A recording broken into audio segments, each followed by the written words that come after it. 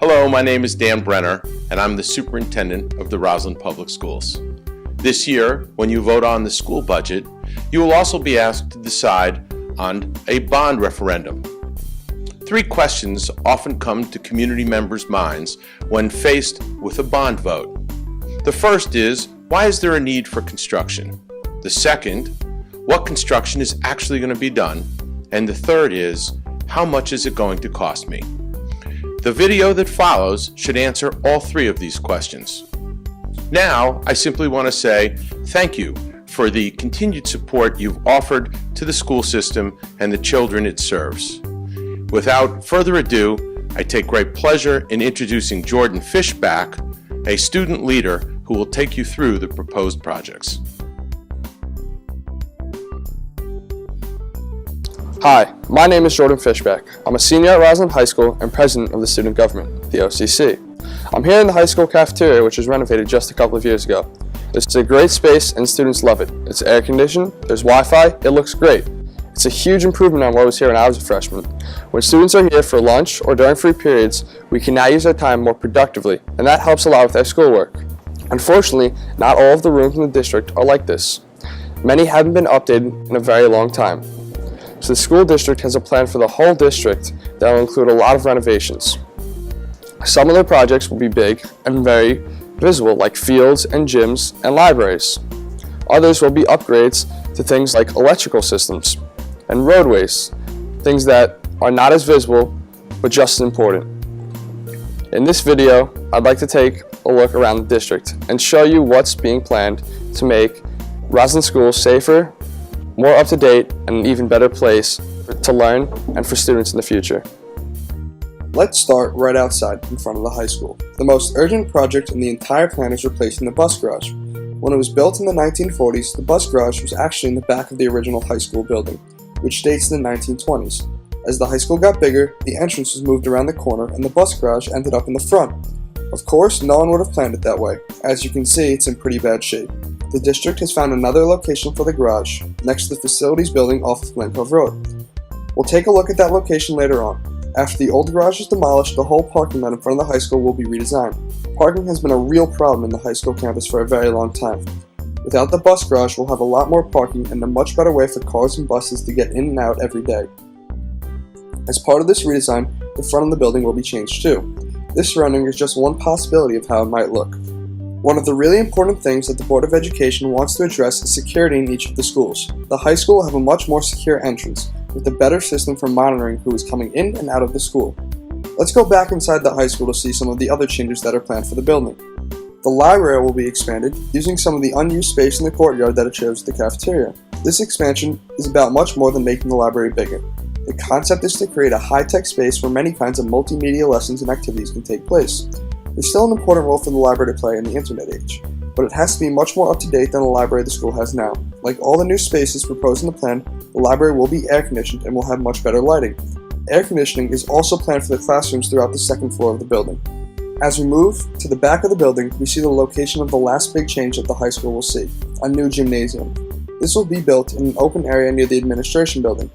Over the years, the Board of Education has had a lot of discussions about gyms and fields, which have always been in short supply in Roslyn. The new gym will be full-sized and will be a big plus not only for all of our high school teams, but also for the community groups that use the schools. Now let's go visit some of the other schools. Our first stop is right down Round Hill Road at the East Hills Elementary School. East Hills will get a new, more secure front entrance just like the other schools. New paving and new curbs are planned to replace all these old potholes. Inside, some of these old and kind of dark hallways and classrooms will get their first serious renovation in decades. Air conditioning will also be installed in the big spaces like the cafeteria and library and in the classrooms on the second floor.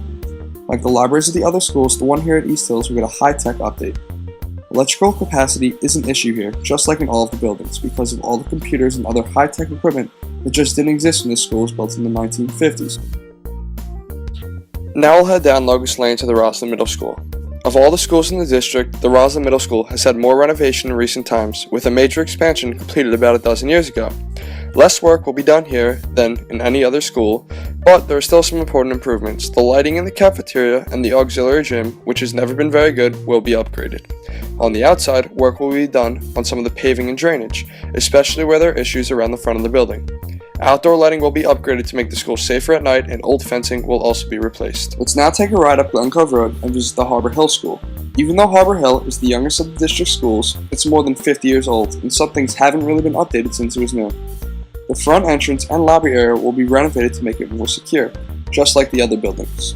There will also be a major library renovation and upgrades to hallways and classrooms, along with flooring and lighting improvements. The biggest change on the inside of the building will be a new 2,400 square foot multi-purpose learning space at the end of this hallway. Unlike East Hills, the middle school, or the high school, Harbor Hill does not have an auditorium, so this new space can be used for many kinds of activities and presentations. The space will be air conditioned, as will the cafeteria, the library, and second floor classrooms. And all of the other infrastructure improvements that will be done district-wide will be taken care of here, such as upgrading the electric and fire alarm system, replacing old fences, and repaving parking areas. A major change will take place outside at Harbor Hill.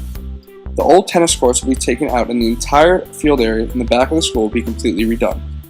The new configuration of the fields will be designed to make better use of the space for phys ed and sports, as well as for the many other organizations that make use of our fields on a regular basis. Way in the back of Harbor Hill School is the district's maintenance building. This is where the new bus garage will be built in this mostly unused area behind the building. This is a location where the district already keeps its trucks and other maintenance equipment. Only routine maintenance of the buses will take place here. In response to community concerns, the district will make sure that buses won't be refueled or parked or even washed here. Buses will drive into the garage, get serviced, and drive out again. And all of this activity will take place during regular school days, never on weekends or holidays. Finally, let's take a ride over to the high school. It's the oldest building in the district, and it really hasn't changed much since long before today's seniors were students here. The plan calls for moving the main entrance to the Carlisle Place side of the building. The original entrance isn't handicapped accessible, so right now anyone who enters the building in the front can't even get to the elevator without climbing stairs. The new entrance will be on ground level and very close to the elevator. The principal's office will be rebuilt next to the entrance in the courtyard area on the other side of the breezeway. And a brand new library will be built here too, to replace the very small library on the lower level of the school. The old library will be even smaller when the notorious bump out in the gymnasium is removed to make the gym a lot safer for anyone taller than a first grader. The new construction for the main entrance and main office will also make the building much more secure. Because the architectural quality of the building is very important to the community, the new construction will be respectful of the historical nature of the school. The original facade on Willow Street won't be changed in any way. Heights will also see upgrades to some of its older corridors and classrooms. Air conditioning will be added on the second floor and in the new library. Thanks for coming along for this overview of the changes proposed in the bond referendum. Even though I'll be graduating this year and won't personally benefit from these changes, it's important to me and my classmates that the Roslyn kids who are coming up after us have a learning environment that's at least as good, if not better, than the one we've had. Now I'd like to introduce Mr. Joseph Dragone, the District Superintendent for Business, who will talk a bit about the financing for the bonds. This is Joseph Dragone with a message for Roslyn taxpayers. We are proposing to do $41.3 million in capital improvements, but expect that the increase in the average homeowner's tax bill will be less than $60 per year. How? Here is the big picture. We have about $38.6 million in loans that are in the process of being paid off. In fact, by 2024, we will have paid off all of them. A large piece, $10.9 million, will be paid off by 2016. A very large piece, almost $24 million, will have been paid off by 2022. And the final piece, our energy performance contract for $3.8 million, paid off in 2024. We also have cash on hand in the form of revenue in the current budget of about $4 million and reserves of about $9.2 million that we have built up over the years. Using these funds to reduce the size of the new loan and receiving state aid of about $2.6 million actually reduces the amount to be paid by the taxpayers to $25.5 million. Considering only this portion of the budget, using our reserves to coincide with the years when we are paying down both our old loans and our new loans, results in an increase in the average homeowner's annual tax bill of less than $60. An average home in Roslyn, according to the Nassau County Assessor, has a market value of about $660,000. If your home is worth $1 million, 50% higher than the average home, then the impact to you will be $90, about 50% more.